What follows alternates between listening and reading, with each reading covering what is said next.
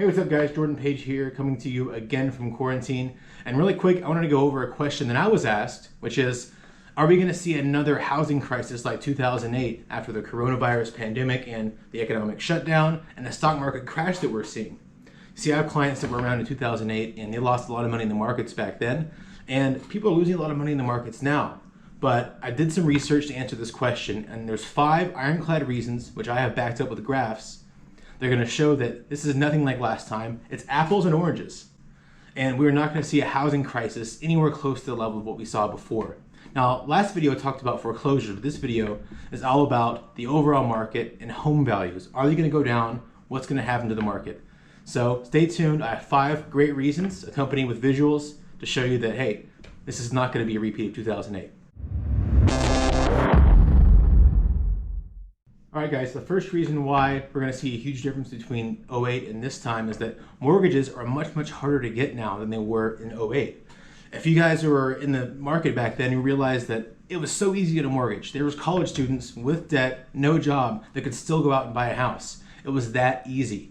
That led to a toppling, basically, of the mortgage industry, the real estate industry, and the entire economy stemming out from that. This time, there are much more rigorous safeguards in place, and less people are actually qualifying for mortgages. Now, the graph you're going to see right now shows that there was when the housing bubble happened, it was much easier to get a mortgage. It's far more difficult today, so that people who are actually getting the mortgages, they're a lot more highly qualified. So that's reason number 1, is that people aren't stuck in these bad loans. Number 2 is that home prices aren't appreciating out of control like they used to. And this is just not the case this time, even though we are seeing some great appreciation. Now, normal appreciation is 3.6%. So in the past few years, we've been well above that. It's been a great market, but it hasn't been out of control. And so that's another reason why we're not going to see a repeat of the Great Recession and that massive dip in home prices. Moving on, number 3. Reason number 3 is that we don't have a huge surplus of homes in the market today. We actually have a shortage. Now, the average amount of months of inventory in real estate, so when I talk about months of inventory, that number just means that if no more homes were listed for sale, only the ones that were currently on the market were able to be sold and no new ones came into the mix. How many months would it take for all of those homes to sell out?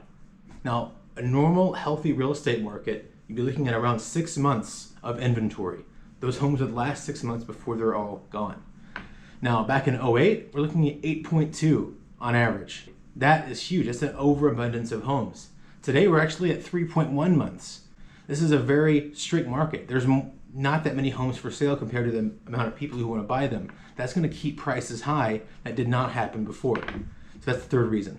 Reason number 4, prices aren't as relatively expensive now as they were in 2008. Now, back in 08, as you'll see in the graph right here, over a quarter of someone's median income was needed to purchase a normally priced home. That number is drastically less today, 15.5%. Now, prices are still high. However, wages have increased since then. Mortgage rates a lot lower at 3.5%. That means that the average family is going to pay less of their income towards a mortgage payment than they did back then, which means when there's a crunch, like there's going to be, people are more prepared to handle these payments because it's relatively a smaller amount of their income going towards that mortgage payment. That's reason number 4. And reason number 5, I touched on this in the last video, is that people are rich with equity. They're not tapped out. They're not over leveraged. If you recall my last video, people in 08 were refinancing all the time. They were buying new cars, new ATVs, new toys, etc. By cashing out equity. So they had very little equity in their homes. So when the crunch happened, they ended up in a negative equity situation, which means they owed more than their home's actually worth. At that point, they had to foreclose. That's not the case today. The average home in the market has over 50% equity.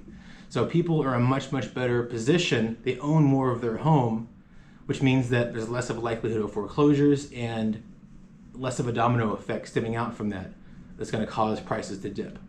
Now, I'm not going to lie, these are going to be some hard times ahead, but both buyers and sellers are going to be affected equally by this. And so what the experts predict is that home prices will still remain relatively high, albeit a lot slower, and you're going to see a lot more virtual tours and hands-off approach to real estate versus the very manual process you see today. But we're not going to look at home values tanking like before, which should alleviate fears of all the homeowners out there. And if you're considering buying a home, yeah, you might enter more of a buyer's market. You might find some deals, but I don't think it's going to be pennies on the dollar situation like before. So if you guys have any questions, thoughts, please respond to this video on whatever platform you see it, and I will get back to you. Until then, guys, have a great one. Stay safe, stay indoors, and I'll see you at the end of this.